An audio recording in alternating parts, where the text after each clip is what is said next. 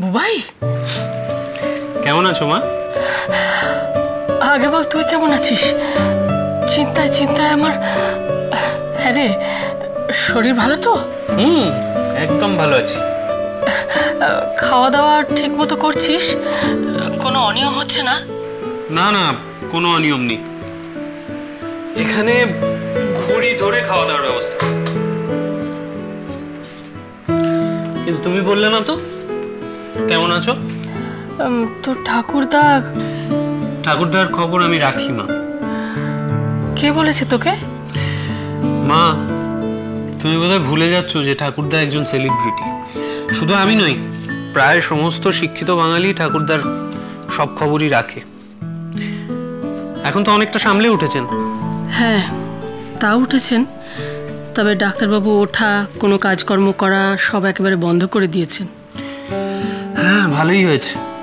তা না হলে তো ঠাকুরদাকে কিছু বোঝানো যেত না। কিন্তু তুমি একটা কথা বলো তো, সোনার তরীর হঠাৎ হলো কি? পরিবারের সবাই মিলে হঠাৎ এরকম পাবলিসিটি ক্যাম্পেইনে ডাইভ দিল কেন? তুই তো সব জানিস বুবাই। তোর বাবা কাকারা যখন কোনো সিদ্ধান্ত নেয় তখন কি আমাদের সেগুলো জানানো হয়? সেটা ঠিক হলো কি ভুল হলো এ ব্যাপারে আমাদের কোনো মতামত নেওয়া হয়? জানি, আর জানি বলেই তো তোমাকে নিয়ে এত চিন্তা আমার। আমাকে নিয়ে তোর চিন্তা হয় বুবাই? হ্যাঁ, করি। আর না করে উপায় কি বলো তো? আমি তো শুনলাম তুমিও নাকি টিভিতে অ্যাপিয়ার করবে। ওরা নাকি তোমার মধ্যে রবীন্দ্রনাথের হারানো নায়িকাকে খুঁজে পেয়েছে। এসব কি হচ্ছে বলো তো? মা, কি হলো? কিছু বলছো না যে? কি আর বলবো বল। বলছি, তুমি ভালো আছো তো? আমাকে আমাকে তোর কাছে নিয়ে যাবি বুবাই? পারি তো, কিন্তু আমি তো তোমার ছেলে। তোমাকে আমার চেয়ে ভালো কে চেনে বলো? আমি তো জানি যে একটু পরেই তোমার মাথায় সোনার তরীর বড় বউয়ের ভূতটা চাগার দিয়ে উঠবে, আর তখনই তুমি দুহাতে চোখ মুছে বাড়ির সম্মান বাঁচানোর জন্য নিজের অসম্মান হাসি মুখে মেনে নেবে। কি ঠিক বললাম তো?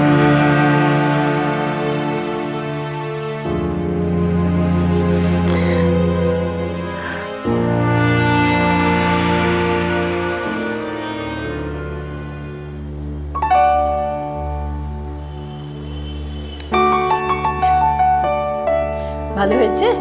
অসম্ভব, সত্যি অসম্ভব ভালো হয়েছে।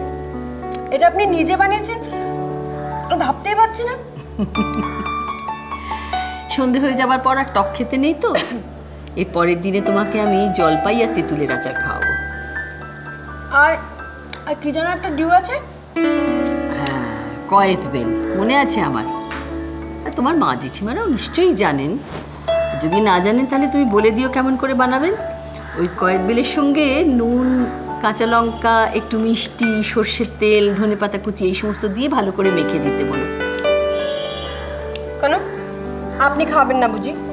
নিশ্চয়ই খাওয়াবো, 100 বার খাওয়াবো। তোমার যখনই মন খারাপ হবে তুমি আমার কাছে চলে এসো। জানো তো, এই কাঁচা তেঁতুল, কয়েত বেল, আম এই সবগুলো হচ্ছে মন খারাপের জম। আপনি কি করে জানলেন আমার মন খারাপ হয়েছে? ও মা, কথা নেই বার্তা নেই, শরতের ঝলমলে আকাশ কালো হয়ে এলো, আর আমি বুঝতে পারবো না? কই, আর তো কেউ বুঝলো না। আসলে মুখের দিকে তো কেউ তাকিয়েও দেখে না। বাবা, অভিমান তো দেখছি আচারেও কমলো না। একটা কাজ করো, একটা গান করো। আপনি বুঝি তাই করেন? না না, শুনেছি যে গান গাইলে রাগ, দুঃখ, অভিমান টভিমান এসব ভুলে থাকা যায়। আমার তো আর ওসবের বালাই নেই। সত্যি? সত্যি নেই? তাছাড়া তাছাড়া আমার তো এখন আর গান গাইবার ক্ষমতা নেই, সব পাঠ তো চুকে বুকে গেছে। আচ্ছা আচ্ছা, একটা কথা বলো তো, তুমি একটা অ্যালবাম করলে না কেন? এমন চমৎকার গলা তোমার। সবাইকে যে সবসময় প্রচারের আলোয় আসতে হবে তার তো কোনো মানে নেই। আমার ভাল লাগে না, তাছাড়া ঠাকুরদারও বারণ ছিল। ঠাকুরদা বলেন শিক্ষা সম্পূর্ণ হওয়ার আগে যদি আমি অ্যালবাম বের করি তাহলে শ্রোতাদের ঠকানো হবে। নইলে বাবা তো বলেছিলেন যে ওনার কোম্পানি থেকে আমার একটা অ্যালবাম বের করবেন। বাবা মানে বিশ্রী, ওর রেকর্ড কোম্পানি আছে বুঝি? না না, বাবা মানে আসলে প্রদ্যুম্ন বাবুকে আমি বাবা বলে ডাকি। ওই যাদের কোম্পানি থেকে আপনাদের একবার মনে হয় অ্যালবাম বেরিয়েছিল। প্রদ্যুম্ন লাহিড়ী? তুমি তাকে বাবা বলে ডাকো? হ্যাঁ, উনি পছন্দ করেন আর আমারও ভালো লাগে। তাহলে বিশ্রী, তাকে কি ডাকো? কিছু বলি না তো, দরকারই হয়নি কখনো। আশা করি ভবিষ্যতেও দরকার হবে না, যদি দেখা হয় তাহলে।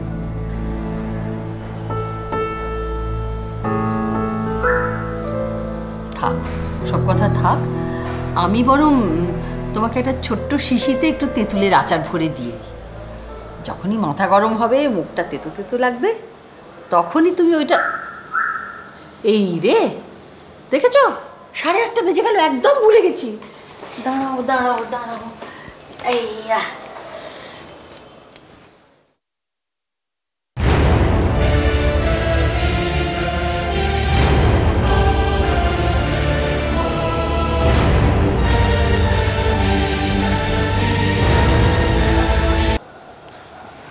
ওই তো দাঁড়িয়ে আছো তুমি আমার গানের পারে, এ প্রথম আদিস পাড়ার মাচায় কোনটি বলে সবাই খাপায়।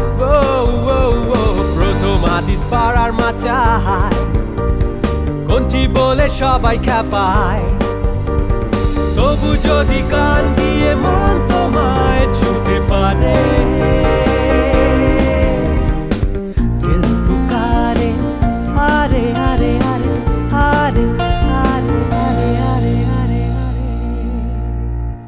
দাঁড়িয়ে আছো তুমি আমার গানের পারে।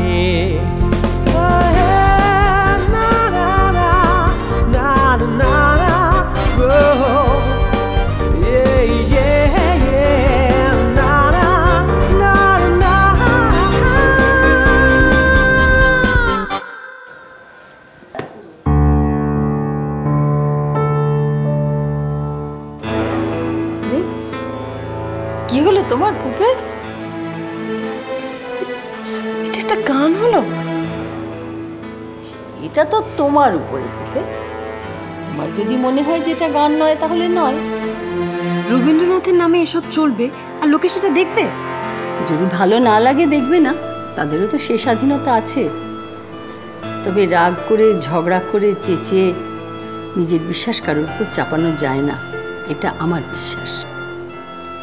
আচ্ছা, আপনি তো সারা জীবন ধরে রবীন্দ্রনাথকে নিয়ে চর্চা করেছেন, তার গান শুনেছেন, তার লেখা পড়েছেন, তাও তাও আপনি কি করে এটা মেনে নিচ্ছেন? কারণ সারা জীবন ধরে তিনিই আমাকে বারবার কান মুলে দিয়ে পাখি পড়ার মতো করে শিখিয়েছেন। মনে রেয়াজ কহ যে ভালো মন্দ যাহাই আসুক, সত্যের লও সহজে। আমি পারি, কিছুতেই পারিনি। পারো না কারণ তোমার বয়স কম, মাথা এখনো গরম। আপনি বুঝতে পারছেন না, ও আমার ভেঙালো। আমি সেদিন এই গানটা গাইছিলাম, তাই ও আজ। যদি ধরে নিও তোমায় ভেঙিয়েছে, তাতেই বা কি পুপে? তোমাকে তোমার মতো করেই গিয়ে যেতে হবে, তোমার নিজের বিশ্বাস মতো। আর বাকিটা ছেড়ে দিতে হবে শ্রোতাদের উপর, তাদের রুচি, তাদের বিশ্বাসের উপর। কিন্তু মানুষের রুচি তো আমরা মানে আমরা শিল্পীরা তৈরি করি। গানের পারে